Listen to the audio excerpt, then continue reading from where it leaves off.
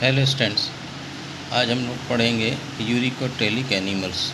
हम लोगों ने ऑलरेडी अमोनोटेलिक और यूरियोटेलिक पढ़ लिया है। आज हम लोग पढ़ेंगे यूरिकोटेलिक एनिमल्स।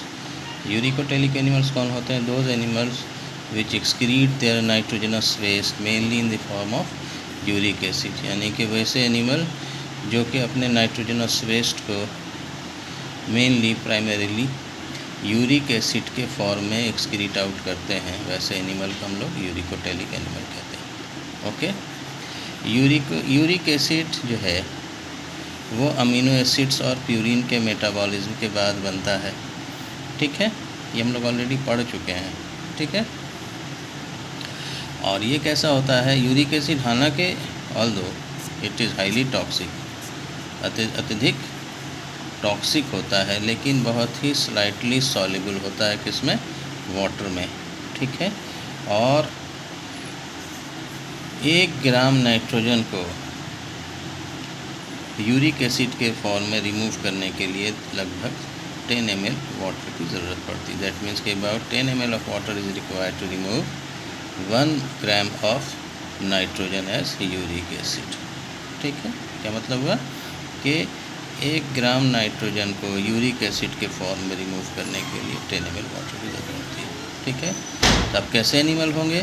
तो those animal which have very little amount of water in their environment are uricotelic, यानी कि वैसे एनिमल जिनके इन्वायरमेंट में बहुत कम अमाउंट में वाटर जल पानी पाया जाता है, वैसे एनिमल जनरली यूरिकोटेलिक होते हैं। ठीक है, अब कौन कौन से एनिमल होते हैं इसको हम लोग यहाँ देखते हैं। तो सबसे पहला एग्जाम्पल क्या है? इन्वर्टिब्रेट्स में आर्थ्रोपोड्स, ख़ास करके जो टेरेस्ट्रियल आर्थ्रोपोड्स होते हैं जैसे कि इंसेक्ट। ठीक है, ये क्या होते हैं? यूरिकोटेलिक होते हैं। जो बग है रॉडनियस, ये भी क्या करता है? इसमें लगभग 90 to 92%, 90 से 92% क्या होता है? नाइट्रोजनस वेस्ट यूरिक एसिड के फॉर्म में रिमूव होता है। ठीक है, और बहुत कम amount of urea nitrogenous waste के फॉर्म में रिमूव किया जाता है। ठीक है, तो ये जो है आर्थ्रोपोड्स मेनली कैसे होते हैं? ये कैसे होते हैं? यूरिकोटेलिक होते हैं और मेनली यूरिक एसिड का एक्सक्रीशन करते हैं। दूसरा क्या हो गया? रेप्टाइल्स हो गए। रेप्टाइल्स में लिजर्ड्स हैं और स्नेक्स हैं। ये भी क्या होते हैं? यूरिकोटेलिक होते हैं, क्योंकि इनके एनवायरनमेंट में भी बहुत कम वाटर पाया जाता है। लेकिन जो एक्वेटिक रेप्टाइल्स होते हैं जैसे कि एलिगेटर हैं या क्रोकोडाइल्स हैं, ये क्या करते हैं? एक्सक्रीट करते हैं, तीनों तरह की चीज़ें एक्सक्रीट करते हैं, और इनमें क्या होता है? यूरिया का प्रोपोर्शन यूरिक एसिड के कंपैरिजन में ज़्यादा होता है। जैसे कि इनमें क्या होता है? लगभग 39% जो होता है वो नाइट्रोजनस वेस्ट यूरिया के फॉर्म में रिमूव होता है। ठीक है, और 16% नाइट्रोजनस वेस्ट क्या होता है? वो अमोनिया के फॉर्म में रिमूव किया जाता है।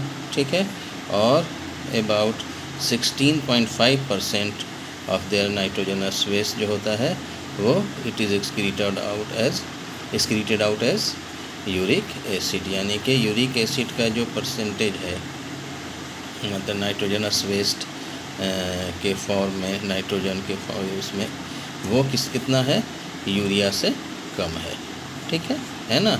यूरिक एसिड का परसेंटेज क्या है? यूरिया से कम है। यानी कि जो एक्वेटिक रेप्टाइल्स होते हैं वो मेनली यूरिया का एक्सक्रीशन करते हैं, और जो कि लिजर्ड्स और स्नेक्स होते हैं उनमें प्रोपोर्शन यूरिक एसिड्स का ज़्यादा होता है। इनमें यूरिक एसिड्स का प्रोपोर्शन ज़्यादा होता है और इनमें क्या होता है? यूरिया का प्रोपोर्शन ज़्यादा होता है, जो एक्वेटिक रेप्टाइल्स होते हैं। ठीक है ना? ये किस पे आ गया?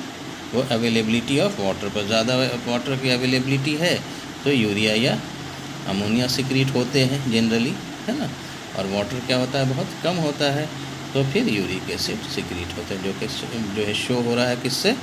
इस लिजर्ड से और स्नेक्स के और एक्वेटिक रेप्टाइल से। ठीक है, इसमें यूरिक एसिड ज़्यादा है और इसमें यूरिया ज़्यादा है यूरिक एसिड के कंपैरिजन में। ठीक है, बर्ड्स में भी वही चीज़ होती है।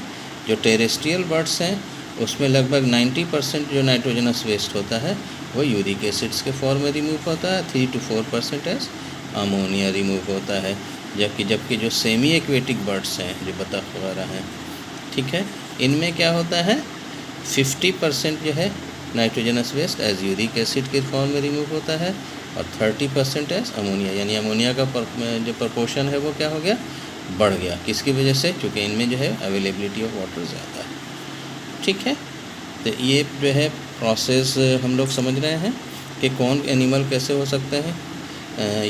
यूरिकोटेलिक में भी डिपेंड करता है कि वाटर की अवेलेबिलिटी कितनी है, वही वो डिसाइड करता है कि जो एनिमल हैं वो कितना % nitrogenous waste as uric acid secrete करेंगे और कितना % एज यूरिया या अमोनिया के फॉर्म में रिमूव करेंगे, ठीक है। ये बात समझ में आ रही है। टेरेस्ट्रियल बर्ड्स में 90% यूरिक एसिड और सेमी एक्वेटिक बर्ड्स में 50% एज यूरिक एसिड। इसमें क्या है 3 to 4% एज अमोनिया होता है और इसमें अबाउट 30% एज अमोनिया होता है, ठीक है। अब हम लोग देखेंगे क्या कि एम्ब्रियोनिक स्टेज में क्या होता है, यूरिकोटेलिज्म कैसे डेवलप करता है। शुरुआत में तो अमोनोटेलिक ही रहते हैं वो, ठीक है। तो जैसे कि इसमें क्या है कि जिसका हम लोग क्या कह रहे हैं कि रेप्टाइल्स, बर्ड्स एंड इंसेक्ट्स में दे ले क्लिडोइक एग। क्लिडोइक एग का मतलब हुआ कि एग जो होते हैं वो शेल्ड होते हैं, उनके ऊपर एक हार्ड कवर पाया जाता है कैल्शियम कार्बोनेट का। तो जो शेल वाले एग होते हैं उनको हम लोग क्लिडोइक एग कहते हैं। ये भी क्या एक अडेप्टेशन है किससे, डेसिकेशन से बचाने के लिए, ठीक है। लेकिन इनमें भी क्या होता है, हीट से बचाने के लिए, डेसिकेशन से बचाने के लिए होता है, ठीक है। अब इनमें क्या होता है, चूँकि ये क्लिडोइक होते हैं तो जो पानी अंदर रहता है वही तो रहेगा। तो इसमें क्या होता है, in which the water content is very low. इनमें क्या होता है, वाटर कंटेंट बहुत लो होता है। समझा बात को, ठीक है। तो वाटर कंटेंट चूँकि लो है एम्ब्रियोनिक स्टेज में भी, अवेलेबिलिटी ऑफ वाटर, तो ये तुरंत क्या हो जाते हैं, बहुत अर्ली स्टेज ऑफ लाइफ में, एम्ब्रियोनिक लाइफ में ये क्या हो जाते हैं, यूरिकोटेलिक हो जाते हैं। फ्रॉम अमोनोटेलिक टू यूरिकोटेलिक हो जाते हैं, ठीक है, in very early stage of their development. क्यों? Because deposition of uric acid within their egg requires minimum water, ठीक है। बहुत कम पानी जो है रिक्वायर होगा, उसके बाद ही वो क्या हो जाते हैं, डिपॉजिट हो जाते हैं उनके अंदर में, ठीक है। तो अब इसमें हमने जो है, ये तो जनरल बात होगी। और दूसरी बात क्या है कि अब एवियन एम्ब्रियो हैं। अब जो बर्ड्स के जो एम्ब्रियो हैं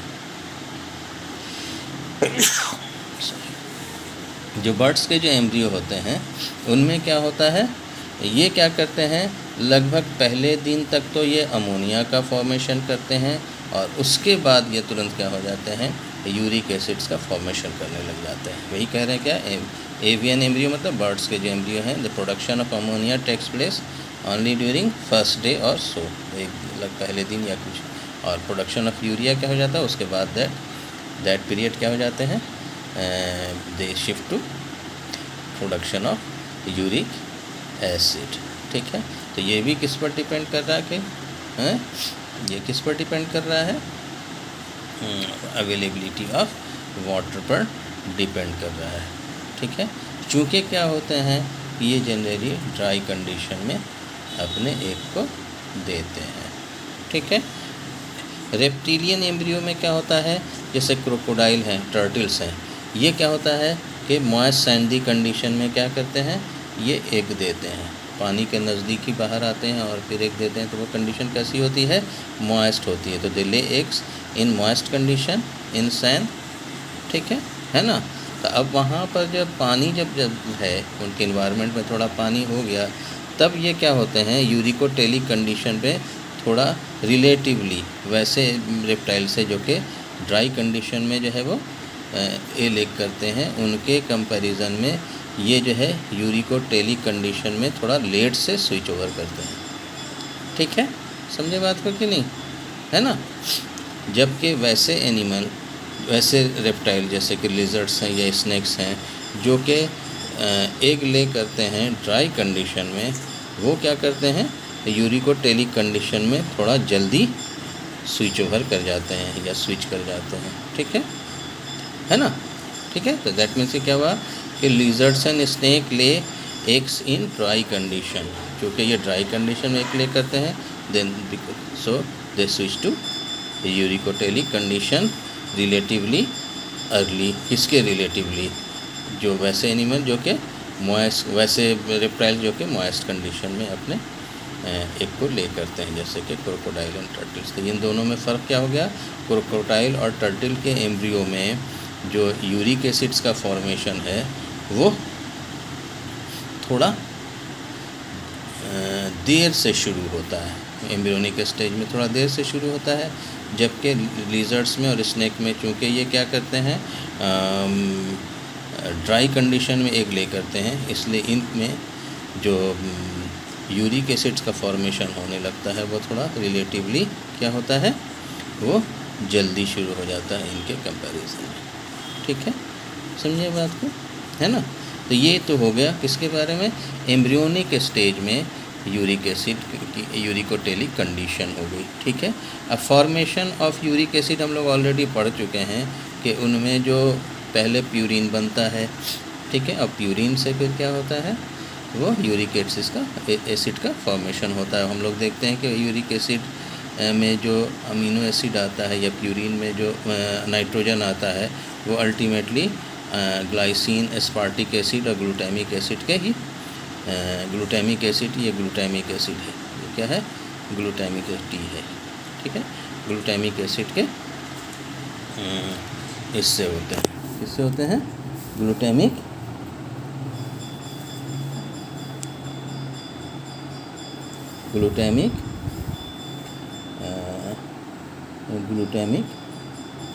एसिड के से ही आते हैं। ठीक है, तो वही कह रहे हैं कि the nitrogen atoms incorporated into uric acid, यानी यूरिक एसिड में जो इनकॉर्पोरेटेड नाइट्रोजन एटम है वो अल्टीमेटली कहाँ से आते हैं? वो भी कहाँ से आते हैं? अल्टीमेटली कहाँ से आते हैं? वो ग्लाइसिन, एस्पार्टिक एसिड और ग्लूटामिक एसिड से आते हैं, और जिसके बाद ये क्या बनते हैं? प्यूरिन का फॉर्मेशन होता है, हम लोग ऑलरेडी पढ़ चुके हैं। और इस प्यूरिन जो है कन्वर्ट हो जाता है अल्टीमेटली किसमें? यूरिक एसिड में। किसके प्रोसेस के जरिए? न्यूक्लिक एसिड मेटाबॉलिज्म के जरिए। तो ये हो गया जनरल किसके बारे में? यूरिकोटेलिक एनिमल्स के बारे में। ठीक है, नेक्स्ट क्लास में हम लोग पढ़ेंगे दूसरे एनिमल्स, और जो एनिमल्स हैं वो कुछ दूसरे नाइट्रोजनस एक्सक्रीटरी प्रोडक्ट भी एक्सक्रीट आउट करते हैं, थोड़ा सा हम लोग उनके बारे में भी पढ़ लेंगे। होप कि आपने ये लेक्चर एंजॉय किया होगा। Thank you.